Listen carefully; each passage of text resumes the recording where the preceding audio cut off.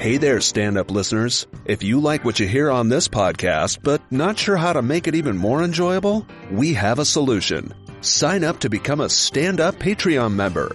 You get all the benefits of the episodes you love, plus access to our members-only hangouts, as well as our amazing Patreon listener community. Patreon members like Dane in Butler, Pennsylvania. I've been listening to Pete for many years now. He's down to earth, asks great questions of his guests, and is always open and vulnerable about his love for big hats and Crocs. Not that I'm a fan of big hats and Crocs, but the lack of shame is impressive. You're not wrong, Dane, and thanks for being a subscriber.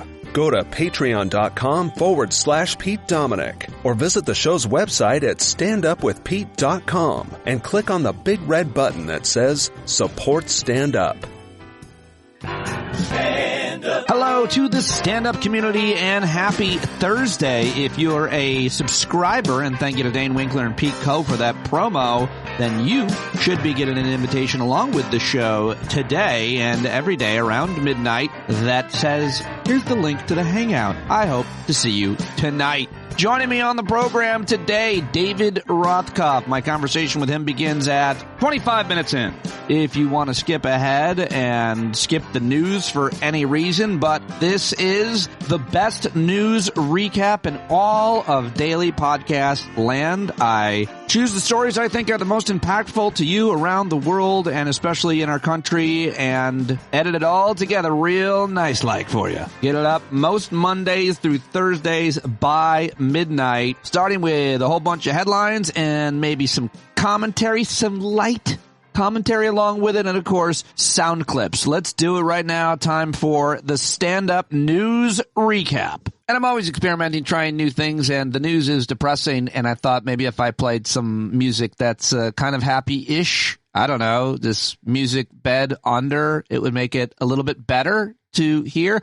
And remember always, the news is the aberration. It's the thing outside the norm. Maybe the thing you weren't expecting, the bad thing. Most things are good. Most moments are filled with love rather than hate. That's what I believe, but here is the news. Just an experiment. I'll try it tonight. Looking for your feedback on it.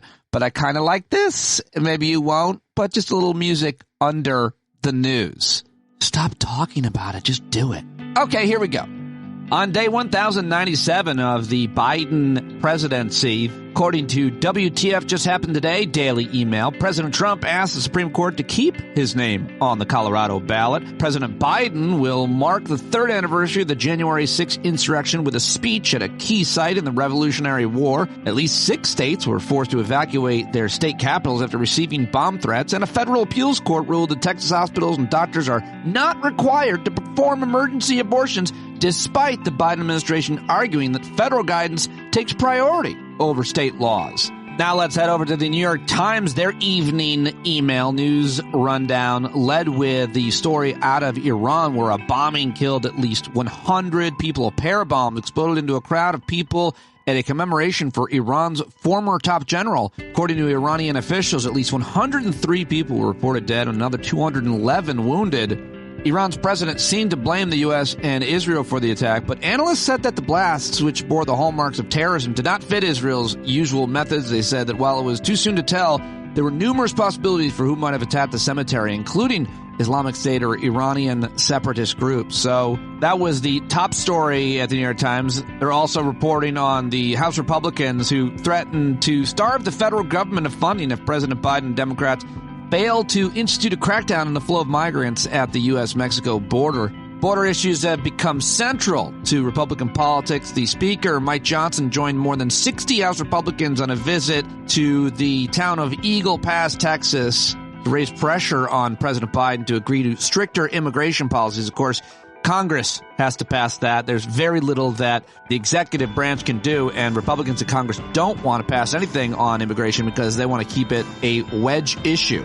COVID infections are up, but scientists aren't alarmed as previous years. The number of COVID infections has been rising all winter, but the CDC no longer tracking national prevalence, but statewide trends and hospital data suggest that this year's uptick, while large, is less deadly than last year's and much less than 2022's. And I think that's good news. I didn't think that we would get there. I want to make a big deal out of that. Health experts tell us not that there's little reason to worry that this winter spike would be particularly severe, but they are urging Americans to wear masks more often and noted that vaccination rates were abysmally low. Only 19% of adults have received the latest COVID vaccine, including just 1 in 3 people over the age of 75. I did. I got it. Why not? Why wouldn't you? I'm all for it. And I think the people that developed these vaccines really should be seen as heroes. All right. Well, moving on. What other news stories do we have? Russia and Ukraine announced a mutual release of hundreds of prisoners of war, the biggest exchange since the start of the war. In Ohio, a grand jury is considering whether to indict a woman who miscarried a non-viable fetus at home and has been charged with abuse of the corpse. That's a huge story with really racist overtones to it. General Motors said that its sales of new vehicles in the U.S. jumped 14% last year, a rebound driven by a strong economy and improved supplies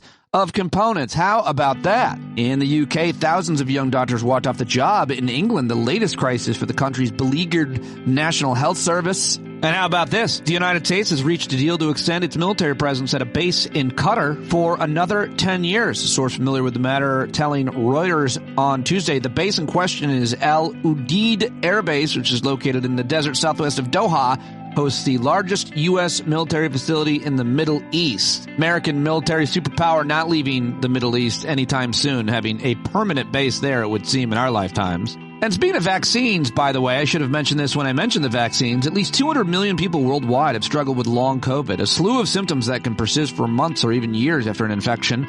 The virus that causes COVID, but research suggests that the number would likely be much higher if not for vaccines. So interesting new research that would prove vaccines even benefiting would make a huge bigger difference for long COVID. And a breakthrough worth celebrating. According to Steve Bannon over at MSNBC, who's probably one of my favorite bloggers of all time, for the first time in the United States, turbines are sending electricity to the grid from the sites of 2 large offshore wind farms. The joint owners of Vineyard Wind Project announced Wednesday the first electricity from one turbine at what will be a 62 turbine wind farm 15 miles off the coast of Massachusetts. Do you say turbine? I say turbine. Turban? I think that is the headdress worn by certain ethnic cultures, especially Muslims and Sikhs. I was told it was pronounced. Okay. Either way, it's good news about wind energy, and I'm really sorry that I mispronounced it if I did. But those are your headlines, ending on a good news one. Always want to do that for you. But now let's get to some sound. What have I gathered for you today to listen to? How about this? I actually like clips from The View. They're not mind-blowingly brilliant conversation. I feel like the women there don't often do enough homework. I feel like Whoopi and Joy especially get a little bit lazy sometimes, but they're pretty good. They're really pretty passionate, obviously. And Chris Christie was on, and they were debating the strategy about dumping Trump from the ballot because, you know, the Constitution. And I like this. So it's about 3 minutes, and I think it's worth listening to. And there is a Constitution, and there's precedent, and he needs to be taken out by the Constitution. I understand. The law applies to him like it applies to every single person. It absolutely should. But the question I was asked was why I said what I said. And I'm trying to be practical about this, Sonny. If, in fact, we take him off the ballot and he doesn't have a chance to run, I think it's going to cause conflict in this country well beyond what we have now. Elections in a democracy are supposed to resolve conflict. So let's resolve the conflict. Let's defeat him. And this is my problem with Nikki Haley. She doesn't want to take him on directly. And so let's have people who are willing to take him on directly, and let's have the people of the United States defeat him at the polls. And then there's not going to be an argument about whether he should or shouldn't. Because people will say that the law does not apply to everyone. They won't say that, Whoopi, when they convict him after that and send him to jail. No, if that happens. We've seen this. Well, I know that you all think it will. When Mark Meadows stands up and testifies again, look, his former chief of staff has signed an immunity deal. Now, I did this for 7 years, as you know. I do know. No one takes immunity unless they've committed crimes. All right? So Meadows is now going to say, I've committed a crime at his direction, and he committed crimes in front of me. This is not some left-winger accusing him. This is a founder of the Freedom Caucus who was his chief of staff. But Governor, what happens if this happens after the election and he's sitting in the Oval Office? Well, it's two different problems, right? If it happens after the convention, that's a Republican Party problem. Because, but will we do anything? I'm not convinced. Well, I don't know, but I think he will be soundly defeated then. What happens if he's in the Oval Office? Well, if he's in the Oval Office, he's going to direct his Attorney General to dismiss the charges. Then why not take him out now under the Constitution? Because... For the political reason he just said. Sonny, it makes him a martyr. Because, Sonny, it makes him a martyr, and I think it makes him more likely than not to continue to foment division and discord in this country in a way that is destructive to our democracy. And I believe in democracy. I believe the people of this country will not reelect Donald Trump. And I think we need to have more confidence in the people of the country that. Remember, in 2020, in the midst of all the COVID stuff, which should help an incumbent, right? Crisis usually helps an incumbent. Mm-hmm. The American people saw through all of it, and they voted for Joe Biden. Yes, they did. So, and then they cheated. And then the guys cheated for how long has this been going on now? How long has he been denying? But guess what? Joe Biden. But wait a second, Whoopi. Yeah. Who cares what he did? Joe Biden's rear end sleeping in the White House. Yeah. Right? So that's what matters. I do care because what he did was destructive. And that's why I'm trying to beat him this time. Well, that's why I want you to beat him. But I don't think he should have. Would you please? Clip that. Before you clip it, I'm saying I want him to beat you-know-who. That's right. Not Joe Biden. I'll just take that. Let's just be clear. Listen, I will take that for the moment. I want somebody who gives a damn about the country, man. I want somebody who gives a damn about the people, the country, the women, the black people, the Asian people. I want somebody who wants to talk about America as America should be. Not how she is right now, because right now she's fractured. You know? Yep.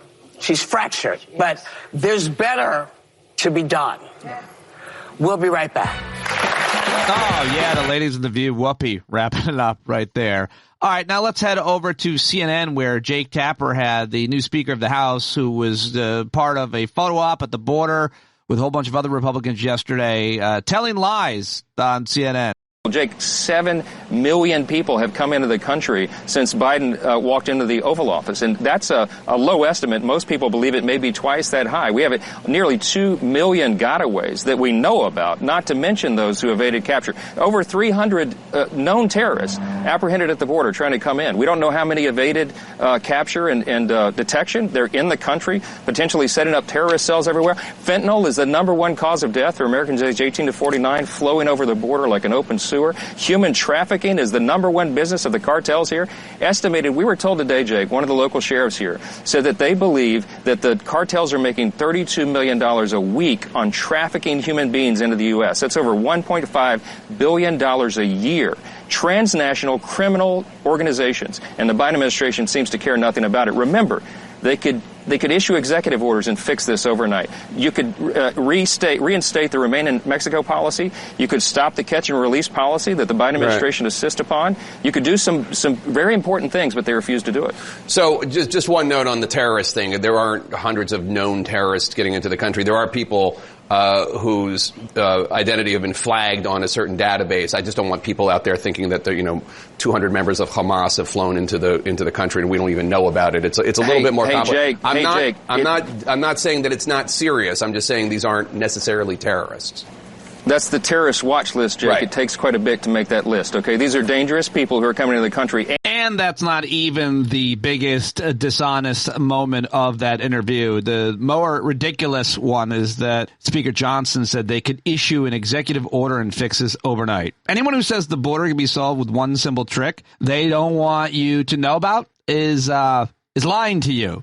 Yeah, that's, like I said, it's got to be congressional action, and Republicans aren't doing anything so they can have photo ops and give interviews like that, making the argument that that Democrats don't care. And in fact, not only do we not care, we want them to come in here and we sign them right up to vote. That is what millions of Americans actually believe that. And while we were just hearing from one of the leaders over there on Earth 2, let's listen to a couple more. This is just kind of a funny clip between Lawrence Kudlow, who is now back at Fox Business. Of course, he used to be at CNBC, then he was at Fox Business, and then he worked in the Trump administration, and now he's back on cable TV, and he's always wrong and has no credibility and yet still has a job. Anyway, he had another terrible person on, Tommy Tuberville, Senator Tuberville, and the satellite went out, and it's just funny to listen to because it's awkward. The screen just went black. That's the better thing, I guess. Just you see, you hear, then he's gone. Of course, Elise Stefanik led the way. You've endorsed Trump. It just seems like the entire GOP now is getting behind Donald Trump. The next 10 months, Larry, are going to be very interesting. But, we've got 18 senators. I was the first one to endorse President Trump. I don't know where the other 31 are. I guess they're waiting for a phone. I think his satellite went down or something. Anyway, that was Senator Tommy Tuberville. I think his satellite went down. Kudlow made it sound like the satellite crashed to Earth and landed on Tommy Tuberville. There's no idea how technology works. Do you think the satellite went down? Is that what you think happened? That guy is definitely not all there. How does he still have a gig? All right, well, guess what? It's not over for Nikki Haley. Let's head over to Fox News where Harris Faulkner, is that how you say her name? She had Nikki Haley on, and she really pushed her in. Nikki Haley dug an even deeper grave with stupidity and ignorance that somehow the South is over World War II. Anyway, here it is. Listen to this, and Harris Faulkner's pushback is quite good. Talk show host Armstrong Williams says, you are and going to move on from this. But in the meanwhile, he called it a teachable moment. And I would ask, what have you learned? Well, first of all, I will tell you this, that I said right off the bat, I did respond to it right away. When you grow up in the South, you grow up and slavery is a constant comment, constant point of discussion. You learn it in school. You talk about it. The South is actually very comfortable with our history. What I should have said immediately was that the Civil War was about slavery. But I just assumed that that was a given. And I went on and said it was also about the role of government and about the rights of people, economically, socially, and otherwise. So, yes, we know the Civil War was about slavery. That's always the case. And I'll remind you that I was the Southern governor that brought down the Confederate flag after we had a horrific shooting of 9 African Americans that were killed in a church. But Harris, really, the media is the only one that has talked about this issue. No, that's actually not true. Not one person on the ground in Iowa, not one person on the ground in New Hampshire or Iowa are talking about it. I've done multiple town halls. We have done 150 town halls. I answer every question from Republicans, from Democrats, from independents. Oh, man, she made it worse. How did she make it worse? Jay Bookman, who is a columnist down in Georgia for a local outlet down there, smart guy on Twitter, wrote, another absurd lie from Nikki. The South is hardly very comfortable with our history, and she knows that. Statues, flags, Stone Mountain carvings, history classes, book bans, etc. If that were true, she wouldn't have felt it necessary to elide the role of slavery as she did. Ooh, yes, perfectly said Jay Bookman about what Nikki Haley just told Harris Faulkner on Fox News. It's actually getting worse for Nikki Haley. She's really cornered and pinned in on this, and I'm glad that everybody is still asking her about it. For ratings to hurt her, I don't really care. She should be being asked about it. So credit to Harris Faulkner, who I've never given credit to, ever, and probably am mispronouncing her last name. All right, let's stay here, though, on Fox News, because here's a crazy person saying a crazy thing, thinking that she's really smart and funny. But it's not funny, because she's actually a U.S. Congresswoman named Kat Kamik. Nothing is better under Joe Biden's America. Heck, even Anderson Cooper is doing shots on live television. And I think that speaks to both CNN's ratings as well as what's going on in America today. Well, yeah. What? The fact that Anderson Cooper is doing shots on New Year's Eve again speaks to the decline of America. Even Anderson can't take it anymore. Anyway, I just thought that was funny that she absolutely wrote that line before she went on TV. Let's stay on Fox for one more, because Jessica Tarlov is tearing it up on the 5 each and every day. I've been paying more attention to those clips, and she says this to the Fox News audience. People all over our own airwaves, from the Wall Street Journal to people from the Biden campaign, talking about the economic record, talking about what Bidenomics has done for the average person. The Wall Street Journal ran editorials ran reported pieces about all the optimism heading into it. The stock market is exploding. The jobless rate's down. Inflation is easing. Gas prices, we never talked about. Remember when you guys told me, drill, baby, drill. He won't drill. We're now producing more oil than any other country in history. 13.3 million barrels. But they don't want to claim that as an accomplishment. Yeah. No, they do. Listen to Jared Bernstein. He showed up. He was on Fox over the weekend. Why are you Jared laughing? Bernstein. What, a chief economic advisor? That's Why doesn't the president say anything? He shows what did he up do today? All right. Thank you. That's enough. I appreciate it. Well, one of my favorite commentators was back on TV last night after the Taint Week. It's Chris Hayes, who had a great opening monologue pointing to the fact that Donald Trump is asking his supporters if they're better off than they were 5 years ago. And he's specifically saying 5 years ago because 4 years ago was the pandemic, 2020. So he's being strategic there. Trump is. And anyway, Chris Hayes had this great kind of comprehensive look at whether or not we are better off 4 years later under Joe Biden as president. So I wanted to share that with you, and then we'll get to my interview with David Rothkopf. So let's look at what things are 4 years later under President Joe Biden.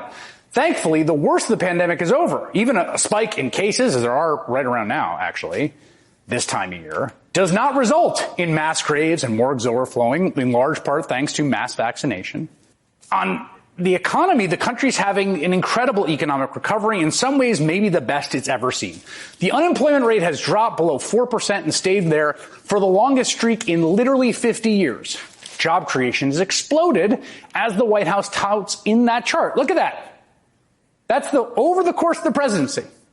The U.S. economy just added another 200,000 jobs in November. Manufacturing spending and investment is off the charts almost literally. You can see here, right? Look what happens. Yet another promise Donald Trump failed to follow through on during his time in office. Basically, every major economic indicator is up under President Joe Biden. Not to mention fuel is now less than it was in 2022. There is one exception. Consumer confidence. The thing about consumer attitudes in the economy is that there is a massive partisan lens to it. Take a look at this incredible recent example. So nearly 30% of Republicans who made more money in 2022 than they did in 2020, meaning their income increased, said their income had actually decreased. And that's true of even those who made over $40,000 more. They're making $40,000 more, and they're telling pollsters they're making less money. They refuse to accept the economy is doing better. In fact, they are in such denial, they are misreporting their own personal finances. And it's not just the economy. And I think this is actually crucial. Since Biden took office, that pervasive sense of social deterioration that came with the pandemic is also showing real signs of healing. Remember, Trump used this as a campaign argument, claiming his opponent could not keep the country safe. Family and rights won't be safe in Joe Biden's America. In Joe Biden's America, we'll all be in danger. You won't be safe in Joe Biden's America. First of all, what was amazing about that ad, he was running in 2020, is that he was showing pictures of Donald Trump's America. Donald Trump was president when that stuff was happening. He was the incumbent, right? So here we are 4 years later. We do not have widespread chaos in the streets in America. In fact, after spiking under Trump at a nearly unprecedented rate, the country is on track to see a record drop in homicides for 2023. Yes, you heard me right. Crime spiked up during Donald Trump, and it's dropping now under Joe Biden, the most serious crime, homicide. Now, America is a big, unruly, and complicated country with many, many social ills, many of them tragic and persistent. It has always been a tragic and inspiring nation in equal parts. But we are on an upward trajectory. There is reason to believe it will keep getting better. And that is why Joe Biden and the White House should welcome the Tom Cotton story about Donald Trump's America versus Joe Biden's. They should embrace that argument head on. Talk about what America was really like 4 years ago. 4 years ago. Because the answer, whether you were better off in 2020 under Donald Trump than you are now as we kick off 2024, is plain as day. All right, there you go. Chris Hayes, plain as day. I love that. Share that one with your friends. They tweeted out that longer segment. There's like 4 more minutes to it because he covered what Trump had been saying at All In with Chris on Twitter. All right, well, also breaking news while I was doing the news segment that the Epstein list is out, the list of Jeffrey Epstein associates. I haven't read into it. I'm not sure what to think about it.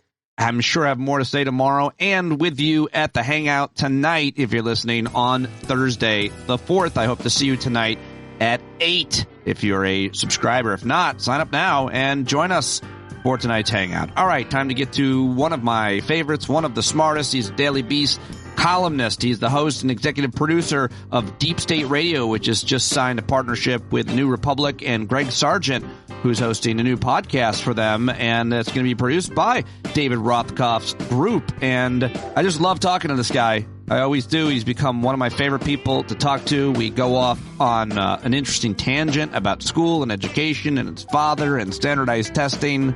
We talk about Israel. We talk about Ukraine. We talk about Trump and the trials and whether or not Trump should be on the ballot and so much more. He's the CEO of the Rothkopf Group. He's the author of many, many books, and you should follow him on social media where he's a monster. Still love reading him on Twitter, regardless of what Twitter is. He's still great on it. He's a good friend of mine. I love talking to him. Let's do it right now with our guest today. David Rothkopf is back. That last week between Christmas and New Year's, or as I call it, Taint Week, how did you do? How did you go after it? It's it's a figment of our imaginations. That's no real difference between one year and the next. Everything continues, and nothing is different than it was a week ago. Oh, wow. I didn't know we were going to go so deep into some kind of... Yeah, that's why I call it Taint Nothing Week. Oh, wow. You made it even more philosophical and highbrow. Exactly. So... What do you think? 2024 looking pretty good, huh? Look, it's got some good prospects. Who are your guys? What do you got? 2024. Well, I guess I'll take the 49ers and the Ravens. But beyond that, I'm a little worried about the rest of the year. Could be the last year of democracy in America as we know it. That's not a good thing. On the other hand, it could be the year in which, Donald Trump is finally a stake driven through his heart, in terms of his political future, and all those who sort of clung to it will end up having presumably to pay some kind of price. I'm hoping for the latter, but we just don't know.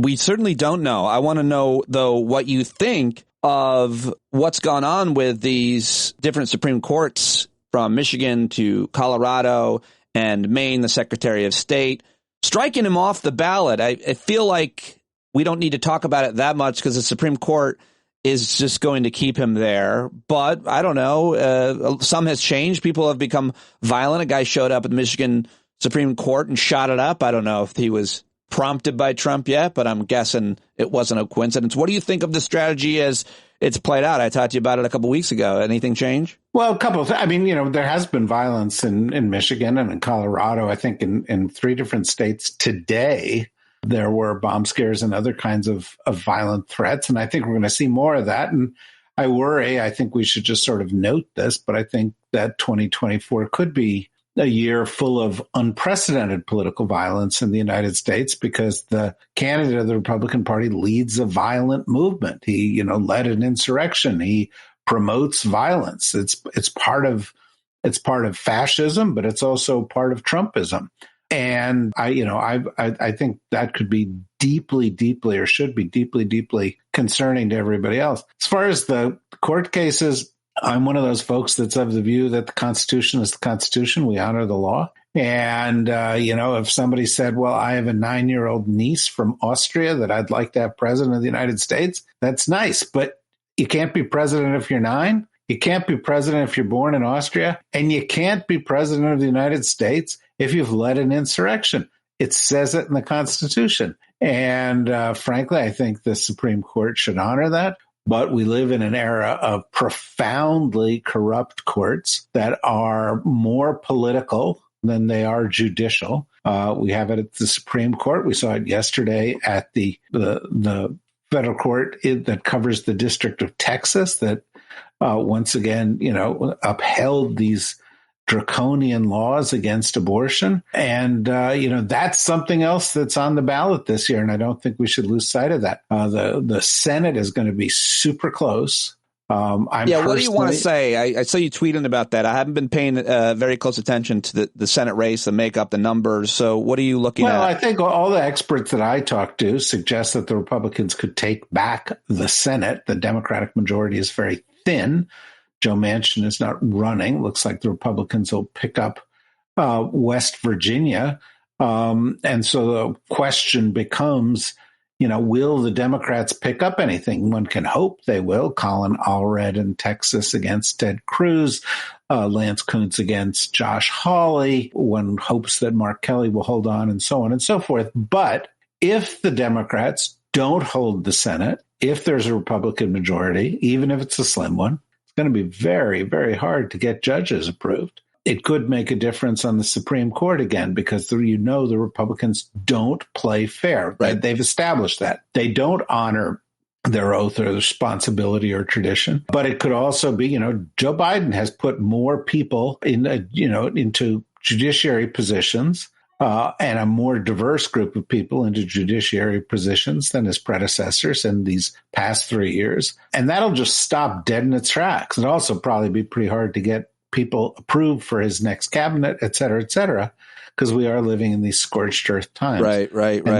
So that means, by all means, defeat Donald Trump. But if you live in a state where there's a senatorial election, you got to make sure that the Democrats win, or you could have, sort of the next worst thing to having Trump winning, and that's a Republican Senate that blocks any kind of progress for the next 4 years. Yeah, wow. Colin Allred, he's an interesting cat down in He's a cool guy. I think he's a good candidate. He's quite popular. And Ted Cruz is awful. Nobody likes Ted Cruz, and there's a reason. He's horrible. Yeah. And so anybody that knows him doesn't like him.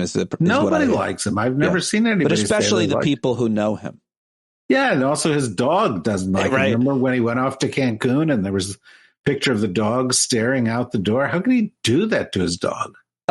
So let me ask you about this Harvard president thing, because there's so many different ways and important ways I think we need to talk about it. I think it's a big deal for a lot of reasons. But one thing I just wanted to start, one of the most obvious reactions I've had is the right canceled the president of a college. So this constant drumbeat of or anti-cancel culture is just like everything else. They're not for a thing when it doesn't help them, but they are for a thing when it does help them. There's no principle or consistency. Is that a fair way of looking at the cancel culture issue about it first? I think that's the most important thing to look about it. Oh. This is clearly a test flight of an effort to use their power, their clout on boards, their clout in the media, their clout on trustees, to say, we're coming at you if you don't conform to our political views. Now, not only does this put people in jeopardy, as it did Claudine Gay, but it will stifle the other kinds of dissent and discourse as people say, oh, no, I can't mess with the board. Imagine you're a college professor in Texas, in Florida, in Tennessee, in some red state.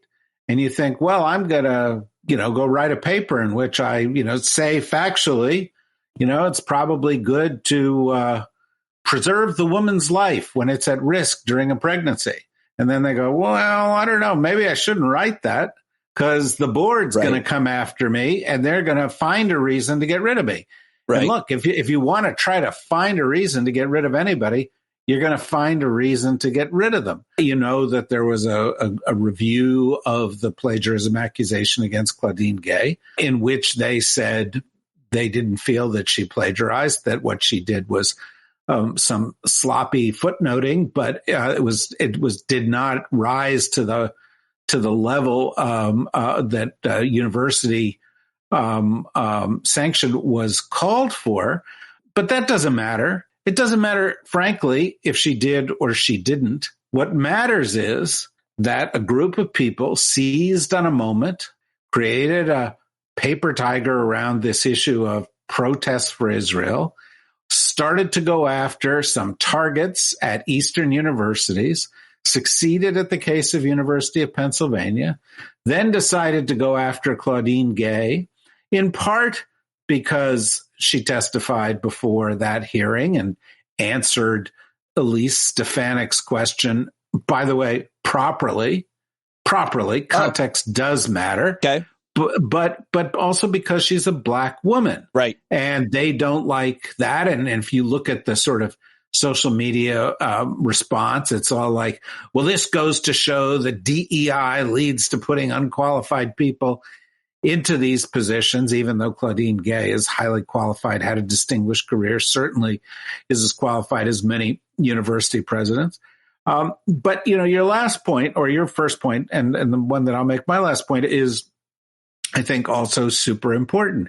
Here you have Republicans, the MAGA right, crowing over this, even though it's the thing they abhor most, cancel culture. Another thing they abhor most, virtue signaling. Right. And even though, as they say, well, we only want what's right, and we're taking the moral stand here, and this is, well, you would agree with us if you had any sense of ethics. They're supporting a twice impeached, 4 times indicted presidential candidate with 91 felony counts against him, who's been called a rapist by a judge, who's been found to have committed fraud by a judge, who is a serial criminal who sold out the United States, mishandled, stole our most sensitive national secrets, pandered to our enemies, has led the most immoral life you could possibly imagine. And let's just, wait for the Jeffrey Epstein plane logs to come out in the next couple of weeks. But they're saying, yes, we're taking the moral stand, even as we support, this character who is the antithesis of morality and ethics. Yeah, I mean, that is a litany, a real list of terrible things that he's done. But I don't know about any accusations of plagiarism for Donald Trump. So, well, let's say that this is the thing. When this whole accusation of plagiarism thing goes into people sourcing things from the internet and finding elements of things and not attributing them in a most detailed way. Do you think Donald Trump wrote any of his fucking books? We know he didn't write them, though. He had ghostwriters. Well, no, he did have ghostwriters. And what's going to happen, I hope, if there's any intrepid Pete Dominic listeners out there, is that they start applying the same standard that was applied to Claudine Gay to a lot of people. I saw one today, an article by Justice Gorsuch that made all the same errors and some more egregious errors. And, that was instantly cited. A Supreme Court judge accused of plagiarizing. If plagiarism is the crime, just be consistent. And get rid of him. I mean, he shouldn't have been a Supreme Court judge. Right. Anyway, we still don't know the deal that was struck with Justice Kennedy by his son, who was Trump's banker at Deutsche Bank. But, if we're going to do this, let's go and do it. Let's see who cheated. Let's see who. I understand from reliable sources, in other words, the mainstream media, that Donald Trump had paid people to take his SATs for him. Now, that's the same thing. I did that. And did you pay enough? Did you get high enough scores? I got very low scores despite paying this kid. Yeah, well, that was a mistake. You got to pick the right kid. If you had called me, I would have helped you out. I bet you would have. And you would have really, really crushed it. Yeah, well, we'll see if that... It doesn't matter, though. It doesn't matter. I do really well on standardized tests. Do you really? That's interesting. That says a lot. It's one of those things, and it's so useless. You get past a certain point in your life. It's like, I'm really good at this. Well, and I never had one again for the rest of my life. I wonder if there are any benefits, because I'm so anti-testing. I give a speech to orientation. I give a talk to orientation, freshmen. Are you allowed to say that? First year college students about don't let your standardized scores make you think you're smart, or like me, that you're dumb, because I just had a Stromboli the night before, and all I could think about the whole test was I may not make it through here without soiling myself. I was out having a lively college night one night, was walking across the campus at 5:30 in the morning, and I saw the dean of students of the college walking across campus, and he said, "Up early preparing for the GREs, David?" And I went, "The what?" And he said, "Yeah, today's the GREs." And I was like, "Oh."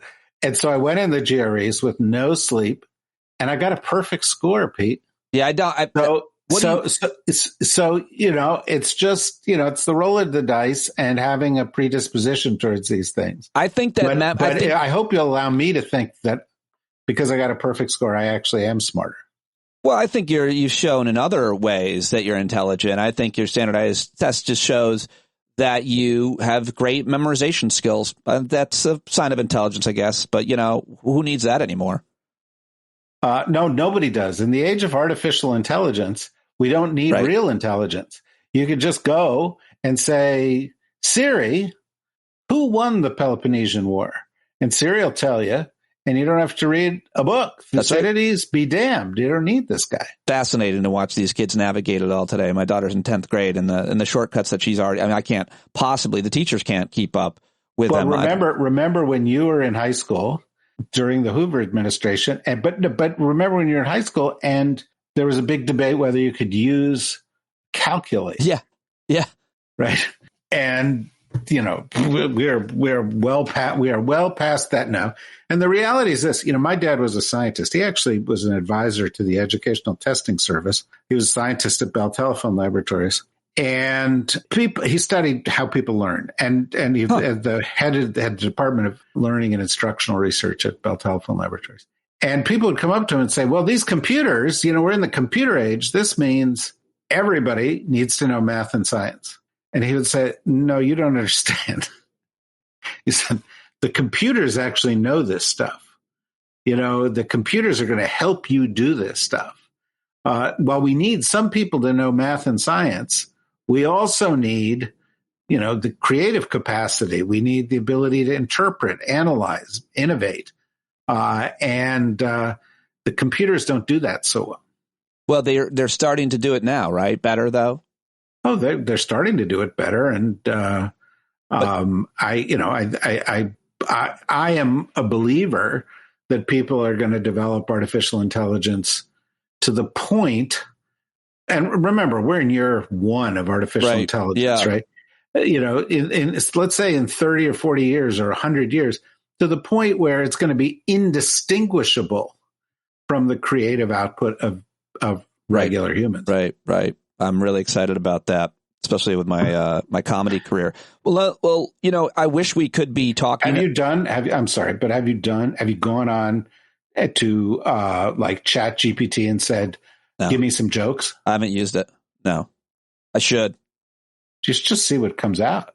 Yeah, I'm really busy. I need a good joke. 3 guys go into a bar, give some description and then see what happens. You feel bad as a comedian when you're handed a joke. It's always, fine if someone punches up your premise. So if it's like that, I guess, but it would feel like, it's not mine. Well, there's comedian plagiarism too. I know. We know all about it. I think I probably know most of the players from my generation. So, but it would be great to be talking about what we should be teaching. And as your dad, studied how we should be teaching, how we should be learning. But in my school board, we're arguing about book bans because there's scenes of sex in them. We're arguing about whether or not a kid can identify his or herself with pronouns and not notify their parent if they're worried their parent's going to hurt them. That was the argument that I had to have at the microphones at the last board. That's what I'm arguing with in my community, not class size, not testing, not curriculum, not technology. And I hope that you see and that your readers see that there is absolutely no sunlight between your experience at the school board and Claudine Gay's experience at Harvard. There is a movement afoot among the people of the right to shape our educational institutions so that it produces the kind of students who will ultimately support their political views. Right. And that means rewriting history, teaching different things about democracy. Exactly. And suppressing the notion that gay points of view or LGBTQ plus points of view are worthy or should even be discussed. People should marry the people that they want. And the list will go on. There are always new things that offend them. Nobody knew what DEI was 5 years ago, right? Now, we're against that. Yeah. Well, it's been this kid, Christopher Rufo, has been extremely effective as anybody in the history of the conservative movement at creating narratives and framing subjects and actually affecting policy. I was thinking about that this morning. I'm going to offer one of those insights that belies my high test scores because it is so obvious. It is so stupid, but it is also so true. Yeah. We underestimate. You underestimate, I underestimate, everybody underestimates. No matter what their view is, they're underestimating the degree racism drives politics in the United States. We are a profoundly racist society. Yeah, I'm not sure I do. I think I always have, and I've gotten a lot of grief for it. You're always talking about racism, and I'm like, I see it all the time. Well, I believe that may be true because I have a lot of respect for you. But the reality is, look at the root. Yeah, it's always at the root of everything. Education, healthcare, economics, foreign policy, everything. It's right there at the front of it. And it's leading now. It is overt. It's out there. And they're coming out in the open. Yeah. And they're saying, see, Claudine Gay, this is what happens when you have unqualified Black people, Black women getting these jobs they shouldn't be getting. Would you be offended if it was a white person? Even though I wrote, all these articles when the University of Pennsylvania president stepped down, who was a white woman. But having said that, the reality is we are a profoundly racist society and much, much more racist than most of the societies I've traveled to around the world. Except for India, where you can't be racist because Nikki Haley can't be racist. Someone said who is it, John Potter Hertz or whatever it is? She's an Indian American. She's a brown. You don't think, I'm like, have you heard of India? It's like they have some issues. They have some issues. The prime minister of India is an Indian Hindu nationalist who is fundamentally racist. But I'll get, the clue to what you're saying here is offered when you refer to John Podhoretz, who is one of the great assholes of the American commentariat. And, once again, we have to deal with this problem. We were talking about it after my podcast this morning. I asked my fellow podcasters, your brilliant panel you'd assembled for that show. Well, for this is also our daily show that we do. We're going to be moving to 2 daily shows, by the way, because we're going to be doing one with the New Republic with Greg Sargent as a daily podcast. Wow, that's a big piece of news. I've been a big fan of his work my entire career, and this is real interesting move. He's left the Washington Post, took a buyout. Well, they gave him a buyout, and he's gone to the New Republic, and we've got to deal with them. And so we're going to produce the podcast on the DSR network. Oh, and that's so great. A daily show. Guys. Oh, is Greg going to host a daily show? Yeah. Oh, that's going to be great. Yeah, no, it's great. And he's a really diligent, hardworking reporter. But I asked we were talking about the news and what we're expecting for the year, and I asked my colleagues, I ask you the same question. What percentage of people do you think are assholes? About 30%. About a third. 30%. Yeah. So I think most people are fundamentally good in most ways. I tend to think that way, but that's because I've had a pretty good run, I think. Well, my colleagues, they're pretty nice guys. Yeah. And so they said 1 in 7 people, which is, what is that, 14%. So, it's 1 in 7 or as you say, it's 2 in 7. There's 7 billion people. That means there's 2 billion people on the planet who are assholes. But you just said it was 30%.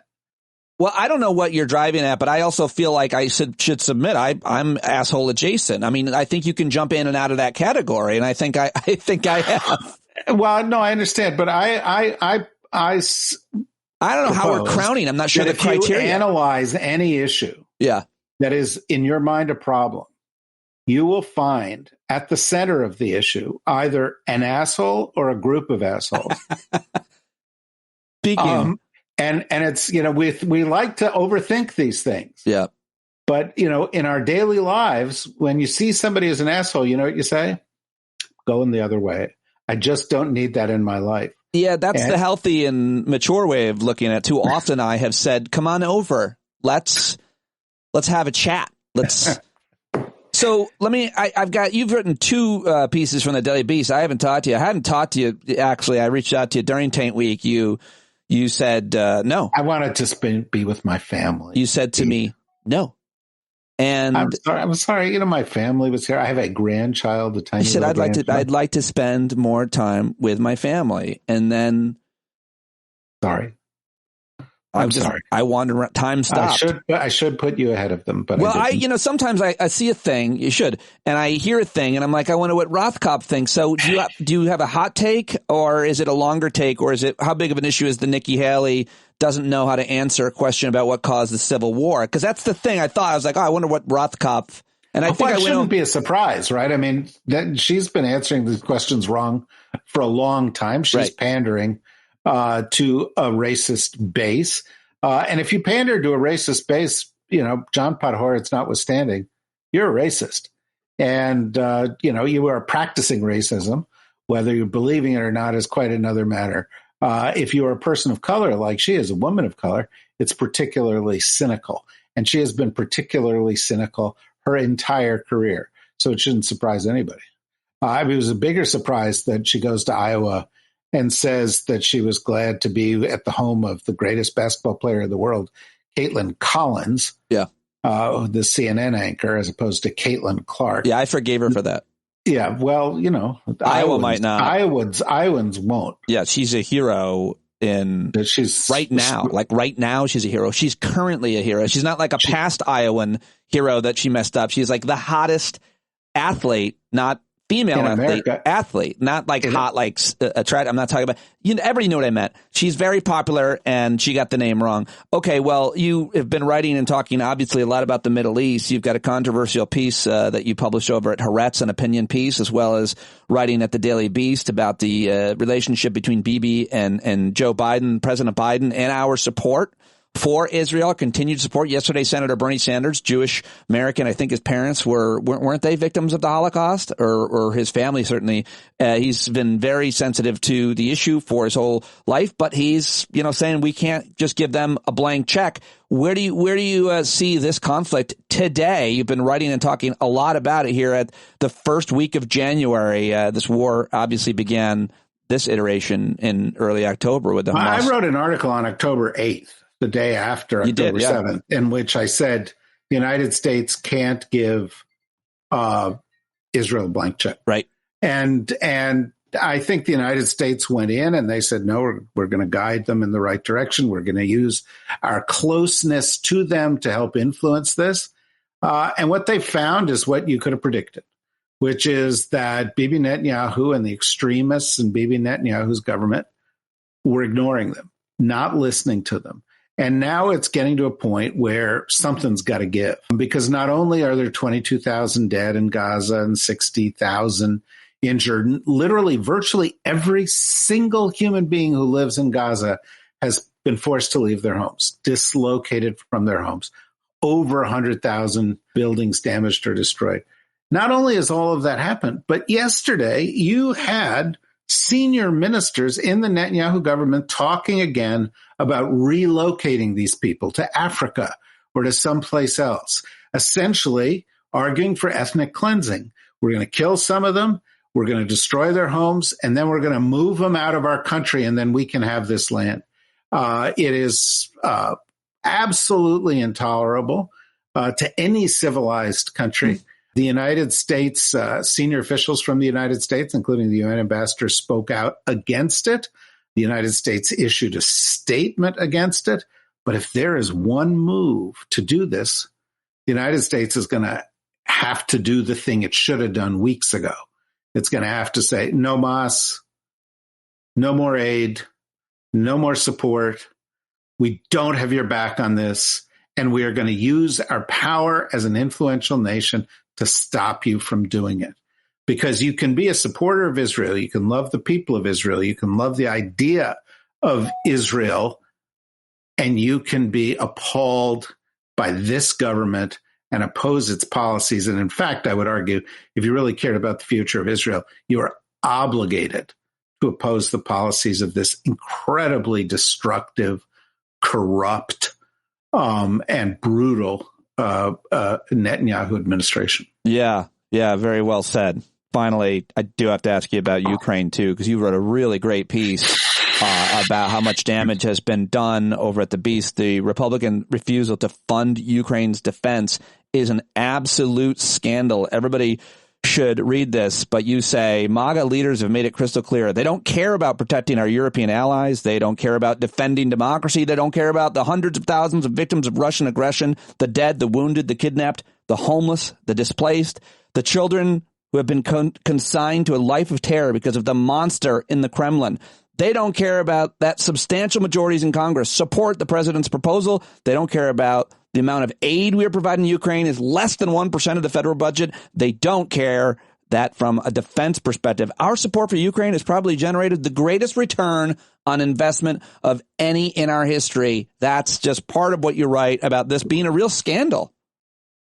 It's a hideous scandal. You know, it's a party that once identified itself with being a leader on national security, taking a position that is not only antithetical to our national security interests, but supports the security interests of our enemies. And, you know, if you look at, you know, this Republican Party, they express outrage at what happened on October 7th, the people of Israel, and that there were people kidnapped and there are a couple hundred hostages. Hundreds of thousands of Ukrainian children were kidnapped by the Russian government, moved across Russia, told they couldn't speak Ukrainian, put into Russian families, had their identity stripped away from them. If you are outraged at the Hamas attacks on kibbutzes around southern Israel, as you should be, then you should be outraged at the Russian destruction of city after city, taking places like, you know, Mariupol and Bakhmut and all these other places and rendering them wastelands. We have achieved a great return on investment. We have essentially, gutted Russia's military capability for this, less than 1% of the U.S. Budget.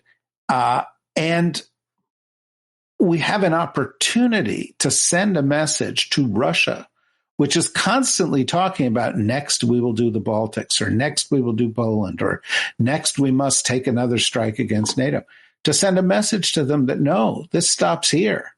And not only are we going to make sure that Ukraine defeats you, but we're going to put Ukraine in the EU. We're going to put Ukraine into NATO.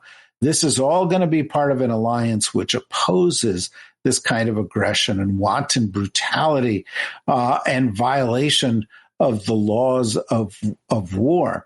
And this is a moment that you would think politics would be set aside and all Americans would stand together in support of the president, in support of our allies, in support of the people of Ukraine, and in opposition to aggression. Those times have gone. Those times have gone, and you've got to ask yourself, what would happen if these people were put back in charge of U.S. foreign policy?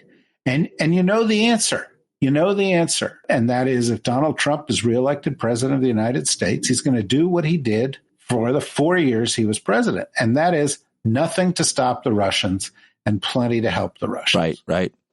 Well, you've done it again, David Rothkopf. I cannot thank you enough for taking my questions. You already plugged a little bit of what you're doing. I'm very excited about the new project with Greg Sargent, The New Republic. Anything else that you want to plug here on the way out? No, we've got an expanding roster of things over at the DSR Network, and if people are interested in them, go to the DSRnetwork.com, and I write for the Daily Beast and Haaretz, and I come on the Pete Dominick Show whenever asked, except during Taint Week. That's fine. It's understandable, I guess. I mean, I wrote in my journal that day about it, but I guess your family. You're just the next best thing. I appreciate that. I'm going to go write in my journal that you said that. David Rothkopf, thank you very much. Thank you.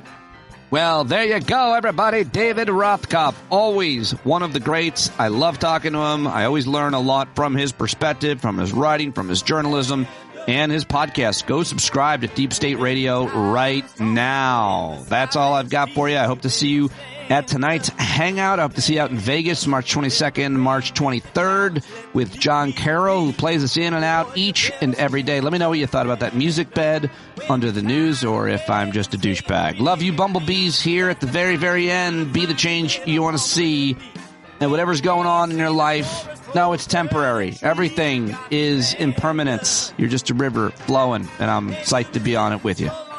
Got the creaky knees, you gotta stand up, stand up. I think you're driving wheels and leaking grease. Boy, you better stand up, stand up. Well, there's a whole lot more of us who know what's right. They'll keep right on ignoring us if we keep sitting tight. You got to open up the window to let in some light. You gotta stand up, that's right. You got to rise up. You got to stand up. You got to stare the devil straight in the eye. We got to let him know it's his turn to go. See it clear when all you hear is a lie. So get up off of your butt, down off of your fence. Even if it ain't a very friendly audience, well, they'll begin to listen when you start making sense. And you stand up, stand up. No need to point your rifle to defend your town. Just stand up, stand up. You know they can't deny you what you're laying down. Boy, you better stand up, stand up.